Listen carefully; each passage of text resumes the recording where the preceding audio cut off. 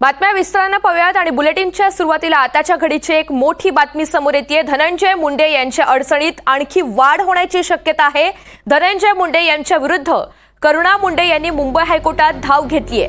या याचिकेमध्ये धनंजय मुंडे यांनी भ्रष्ट मार्गाने निवडणूक जिंकल्याचा आरोप करण्यात आलेला आहे। धनंजय मुंडे यांनी पहिल्या पत्नीच्या नावावरील मालमत्ता आणि कोर्टातील प्रलंबित प्रकरणांची माहिती लपवली असल्याचा आरोपही करण्यात आलेला आहे। अत्यंत महत्त्वाची बातमी, धनंजय मुंडे यांच्या अडचणीत आणखी वाढ होण्याची शक्यता आहे। धनंजय मुंडे यांच्या विरुद्ध करुणा मुंडे यांनी आता मुंबई हायकोर्टात धाव घेतलेली आहे। त्यांच्या विरुद्ध त्यांनी याचिका दाखल केली आहे।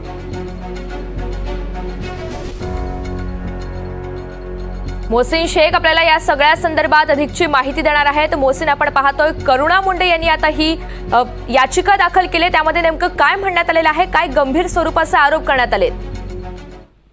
नक्कीच आपण बघितलं तर गेल्या अनेक दिवसांपासून धनंजय मुंडे यांच्यावर वेगवेगळे आरोप होत आहेत, त्यांच्या राजीनाम्याची मागणी होत आहे। असं असतानाच आता त्यांच्या अडचणीत आणखी वाढ होते, ती म्हणजे करुणा मुंडे यांनी मुंबई खंडपीठाच्या मुंबई उच्च न्यायालयाच्या औरंगाबाद खंडपीठात एक याचिका दाखल केली आहे, ज्यात त्यांनी असं म्हटलंय की विधानसभा निवडणुकीत भ्रष्ट मार्गाने धनंजय मुंडे निवडणूक जिंकलाय।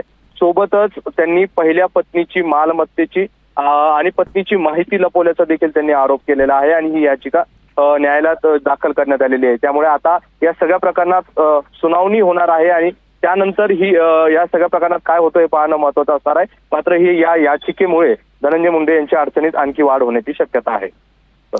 निश्चित। मोहसिन, धन्यवाद सविस्तर माहितीसाठी।